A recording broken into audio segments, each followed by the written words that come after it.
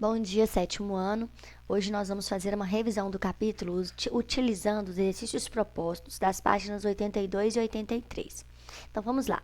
O exercício número 1, ele fala assim, olha, a alimentação para a espécie humana tem outras funções além de prover nutrientes. Cite duas dessas outras funções e explique sua importância. O livro traz para a gente algumas informações, mas vocês também já aprenderam ao longo do nosso conteúdo, ao longo de outras disciplinas também, que a alimentação trouxe as pessoas para ao redor da mesa, para conversar, para se socializar. Então, para implicar em grupos, formação de grupos, integração dos indivíduos de um grupo, tá? Então, os alimentos também têm essa função. O exercício 2 pede, é uma pergunta muito pessoal, pede que você citem 3 exemplos de alimentos pertencentes aos grupos alimentares que existem na pirâmide alimentar.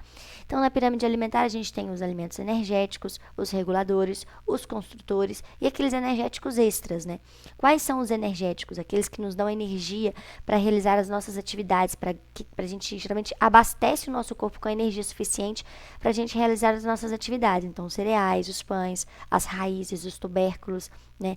Então, o macarrão, o pão, o arroz, tá? São alimentos raízes como batata, cenoura, tá bom? São alimentos que a gente vai ver que são, que provê, que dá a gente energia. Os alimentos reguladores, né, no segundo andar da pirâmide, que tem as hortaliças, as frutas, os legumes, então, aqueles que vão dar a gente a função de são sais minerais e as vitaminas, né? Defesa do nosso organismo.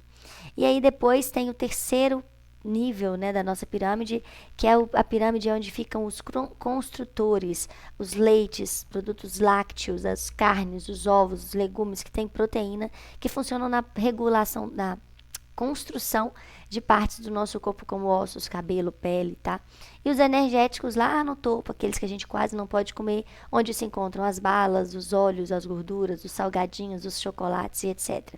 Então, essa resposta da 2 é bastante pessoal.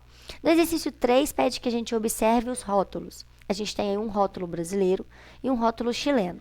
O rótulo brasileiro, ele traz informações nutricionais mais precisas para nós. Por quê? Porque ele apresenta para a gente valores diários, ele dá maiores detalhes. Já o rótulo chileno não dá muita informação, não fala se é baseado numa dieta de 2.000 calorias, se é baseado em qual tamanho da dieta, não explica muito bem. E aí o exercício 3 pede, qual dos rótulos é mais informativo para o consumidor? O rótulo 1 ou o rótulo 2? O rótulo 1, né, gente? Por quê? Porque ele apresenta para a gente valores diários nutricionais. Ele apresenta para a gente o que está relacionado ao que essa dieta que foi exposta aí. Então, é o exercício 3. Além dos rótulos dos alimentos, é importante também que a gente veja alguns símbolos que existem nas embalagens, como, por exemplo, o dos alimentos transgênicos, né? Como eu disse nas aulas anteriores, a soja e o milho brasileiro são alimentos que já foram modificados geneticamente, né? Que eles levaram ao laboratório e alteraram a sua genética, a fim de que provavelmente eles consigam vencer algum tipo de determinada praga ou alguma sazonalidade. Então, devido a essas mudanças genéticas, esse alimento é considerado transgênico. Então, a nossa maior parte, ou quase 100% da nossa produção agrícola de soja e de milho em grande escala, né, gente, tirando os orgânicos, são alimentos que são transgênicos. Então, por isso que existe uma grande quantidade desses alimentos na nossa mesa, mesmo que a gente tente evitar, alguns deles ainda são possíveis de serem encontrados na nossa casa, como farinha de milho, farinha de amido, os chips, o óleo de soja e outros alimentos baseados muito no milho e na soja brasileira. Bem, outros alimentos que também contém nos rótulos e é importante. O, por exemplo, da doença celíaca, que é da pessoa que é intolerante ao glúten, tá? E o outro alimento também, que aparece muito com os símbolos, geralmente as embalagens são alaranjadas, que é do leite sem lactose, que é retirada, um procedimento que vai retirar do leite uma determinada substância, que é o açúcar do leite, que a gente chama de lactose, que dá à pessoa intolerância à lactose, tá?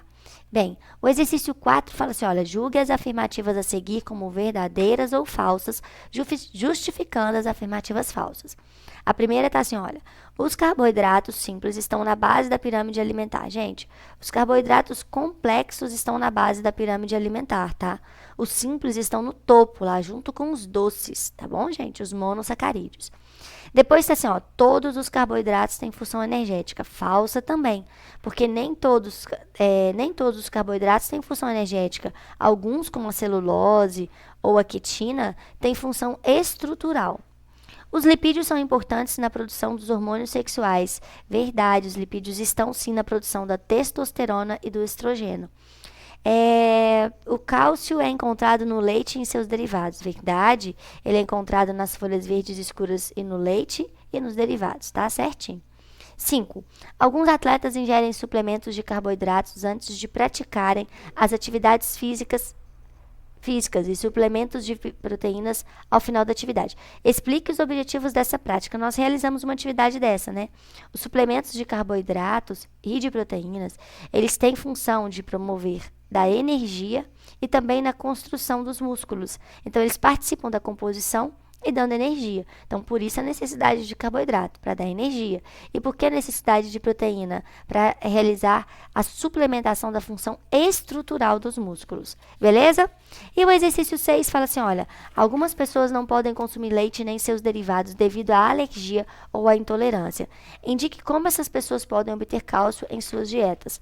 Bem, gente, pessoas que têm intolerâncias ou alergias a leite, elas precisam consumir leite? Às vezes sim, mas outras elas podem substituir esses alimentos por alimentos que possuem cor verde escura, como o espinafre, o agrião, a rúcula, tá? Então, pessoas que têm completa intolerância, que não pode de jeito nenhum tomar leites e derivados, então elas vão ter que substituir para repor esse cálcio por meio de alimentos verdes mais escuros, tá? Bem, o exercício 7 pede assim, olha, analise a informação nutricional dos rótulos de 2 alimentos. Então, nós temos aí o alimento 1, com 170 quilocalorias, quando comparado ao pão integral, né, que é o do alimento 2, 117 quilocalorias. Então, é um alimento mais energético, tá?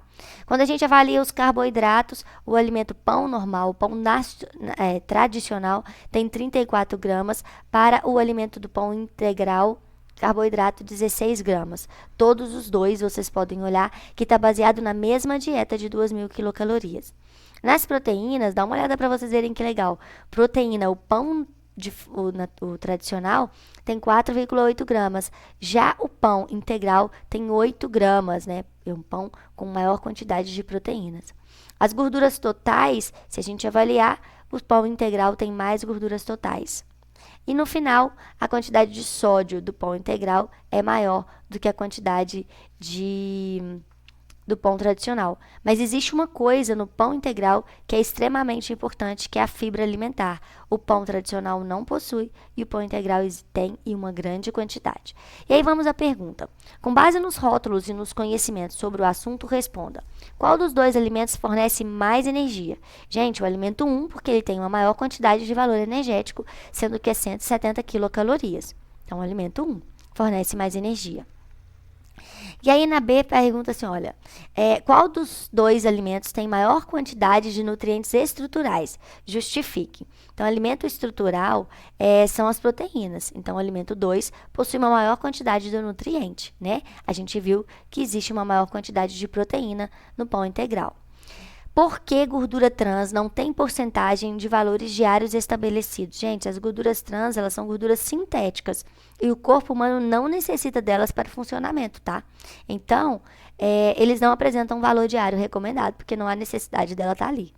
Qual dos 2 alimentos tem mais nutrientes que ajudam a controlar a prisão do ventre e por quê?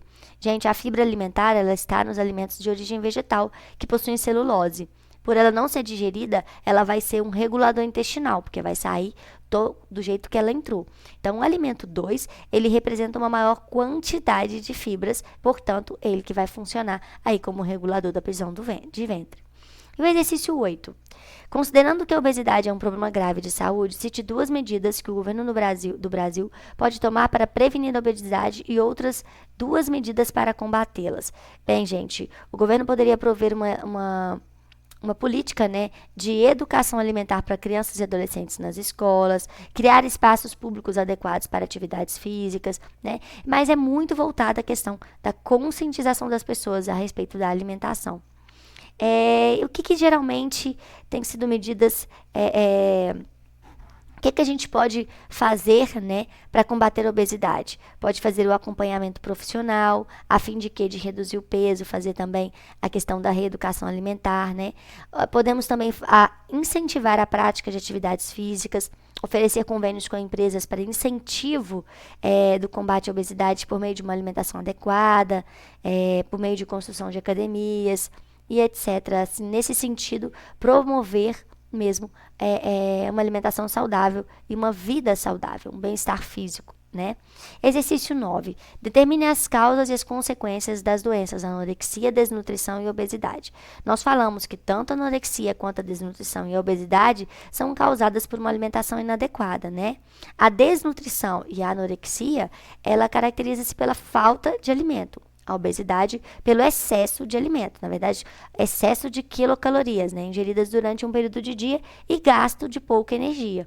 Então, existem aí as causas e consequências, uma pelo excesso de comer, outra pela diminuição, né, do gasto energético e pela falta do que a pessoa está comendo. E o exercício 10, o nutricionista é um profissional da saúde capacitado para atuar em todas as áreas do conhecimento em que a alimentação e a nutrição são fundamentais para a promoção, a manutenção e a recuperação da saúde e para a prevenção de doenças de indivíduos ou grupos populacionais. Imagine que você é um nutricionista e precisa fazer uma dieta para um paciente obeso. Crie uma dieta balanceada para ele, considerando seus conhecimentos sobre o assunto. Se a gente avaliar direitinho, esse nutricionista, ele vai precisar diminuir a quantidade de alimentos energéticos para esse paciente e vai ter que, com certeza, indicar a ele práticas de atividade físicas. Então, é importante que a gente siga, no mínimo, as quantidades adequadas de consumo dos alimentos, como mostra para a gente na pirâmide alimentar. A pirâmide alimentar, ela nos apresenta algumas sugestões, como, por exemplo, de 5 a 9 porções diárias de energéticos, de 3 a 5 porções diárias de reguladores. Então, é comer, gente, de 3 a 5 porções de frutas diárias, ou de 4 a 5 porções de verduras e legumes diariamente? Será que você come 3 verduras por dia? 3 tipos de verduras por dia? 3 frutas por dia, tá? No caso de leites e derivados, de 2 a 3 porções, pelo menos carne, feijão e ovos, pelo menos de 1 a 2 porções. Agora, alimentos energéticos, não há muita necessidade de alimentação deles. Então, é importante, sim, observar uma pirâmide alimentar, ter um acompanhamento nutricional, observar se esse alimento está rico em alimentos nutrientes que são bons para o seu corpo ou não, para promover uma saúde de qualidade também. Lembrando que a maior parte dos alimentos industrializados, né, eles são alimentos que têm uma grande quantidade de gorduras que fazem mal para a nossa saúde e de um colesterol que acaba carregando os nossos vasos sanguíneos com mais gordura, enchendo os nossos vasos sanguíneos de gordura. Então, é importante que a gente entenda que uma alimentação balanceada, uma alimentação com bastante riqueza em fibras, são alimentos mais natural possível, promovem uma saúde e um bem-estar. Então, é isso para a gente continuar aí estudando para a prova. Este é o conteúdo, um dos conteúdos, também cai capítulo 5. Eu espero que vocês estudem bastante para a prova e até mais, gente. Tchau, tchau.